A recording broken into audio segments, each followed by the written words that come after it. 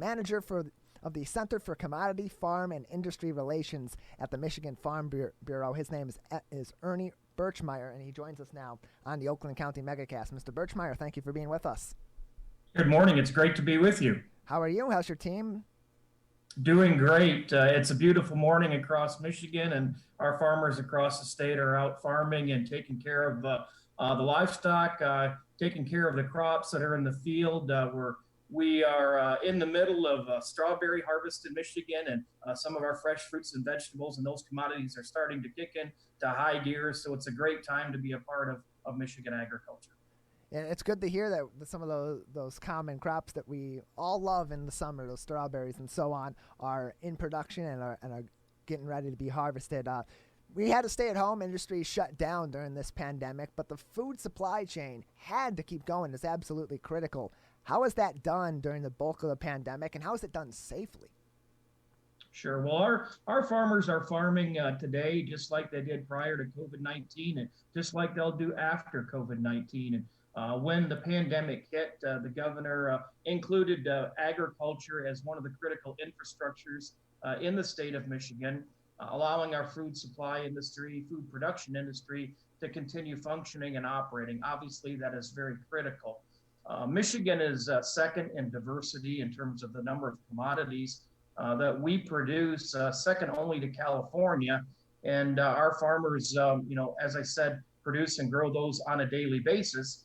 But it's imperative that the food processing and distribution industry kept up at the same time. And there were some challenges along the way due to the pandemic. We did have some disruptions in food processing that caused some concerns at the farm level in terms of lower commodity prices. But as we worked through the pandemic and worked those kinks out, things seem to be back fairly close to normal in terms of those food processing and distribution channels. Keep in mind, as I said, though, the food production end of it did not quit.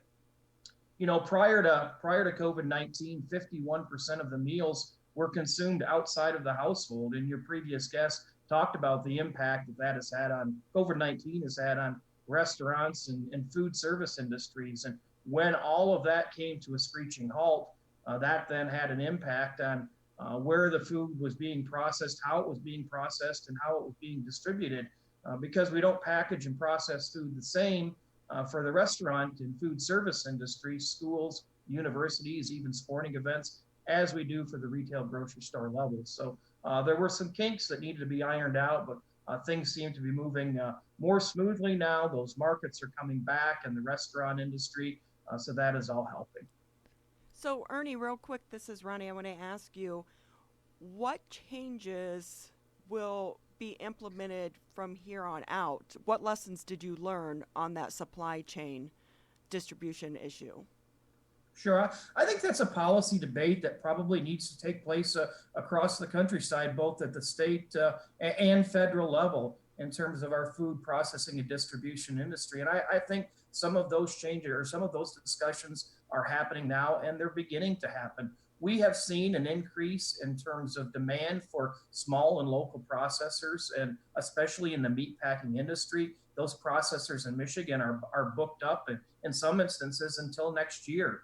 And is there a need for more of those? And if there is a need for more of them, what are the regulatory burdens and the cost of operations that are holding them back from putting in new facilities across the state? So I think that's one discussion that will happen. Anytime you have a system that needs to be built or rebuilt or enhanced, there are costs that are associated with it, and how do we pay for those? So I think that's one discussion that certainly is going to take place. Our food industry has changed dramatically over the years, and it never hurts to sit down and talk about our changes needed. Are there things we can do better to help make the opportunities better for our consumers across Michigan, the United States, and really outside of our country?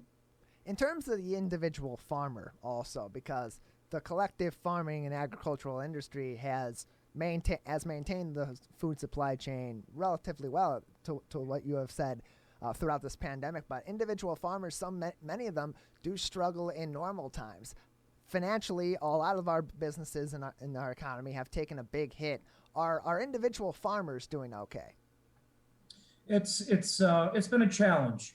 We saw commodity prices drop anywhere from 30 to 50% in terms of some commodities during March, April, and May as we went through market disruption and tried to work our way through the COVID-19 pandemic. The dairy industry has been very challenged.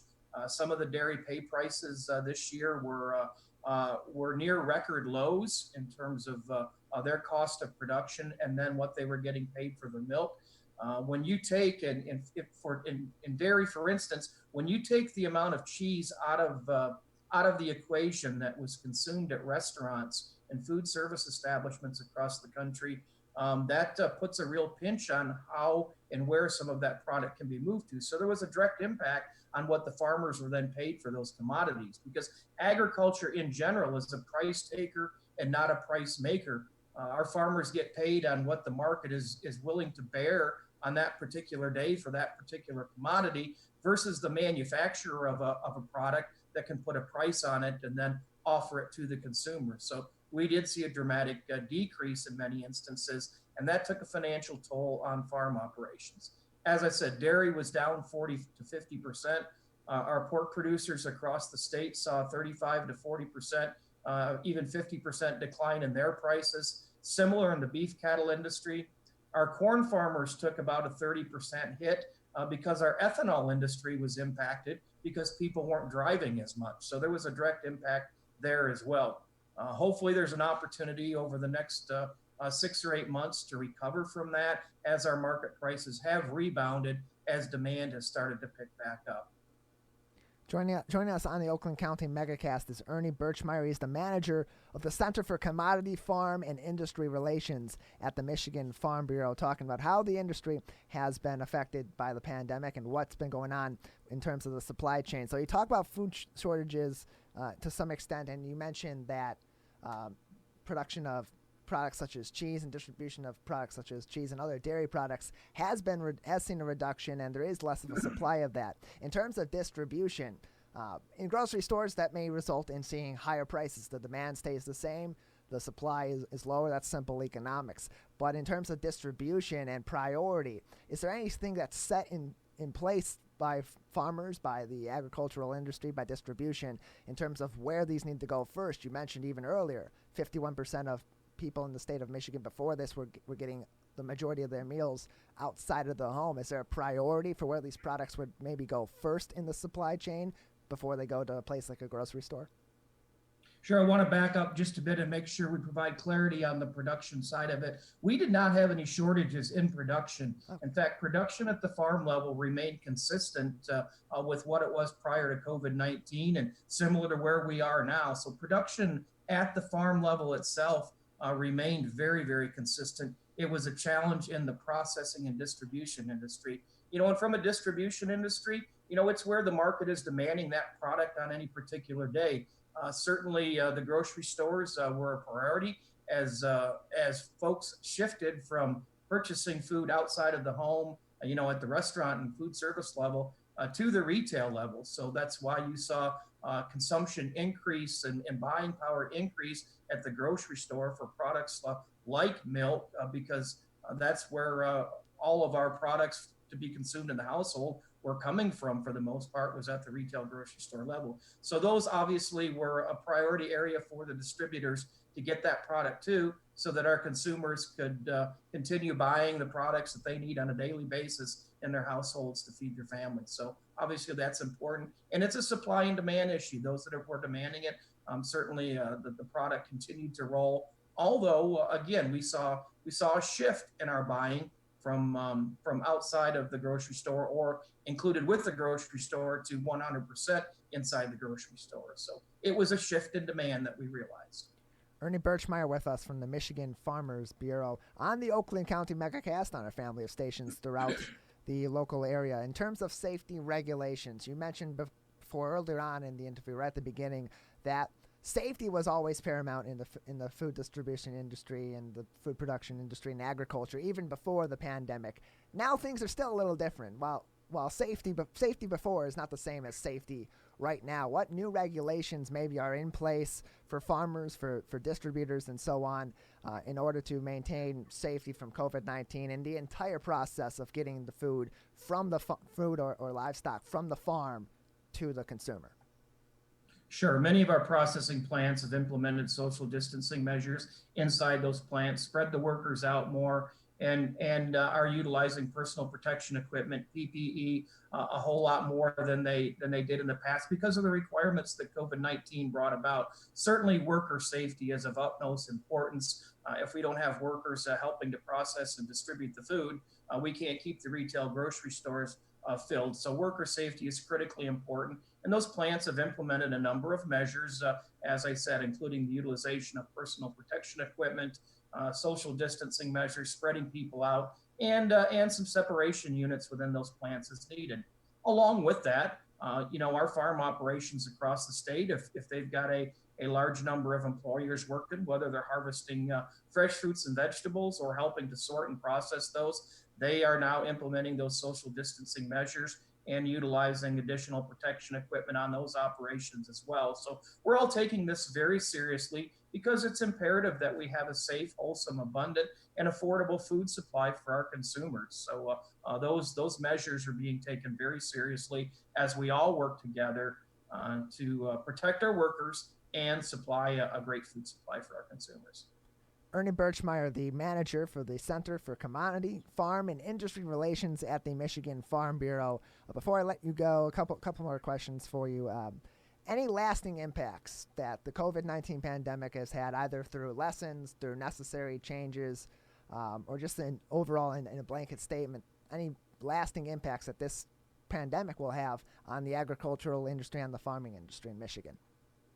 Well, I think that remains to be seen, but I do think we will continue to have discussions about, our food industry, our food distribution industry, maybe the consolidation of where the industry has gotten to, and do we need to take a look at that? And I think those are good policy discussions, as I stated earlier, that need to happen on an ongoing basis.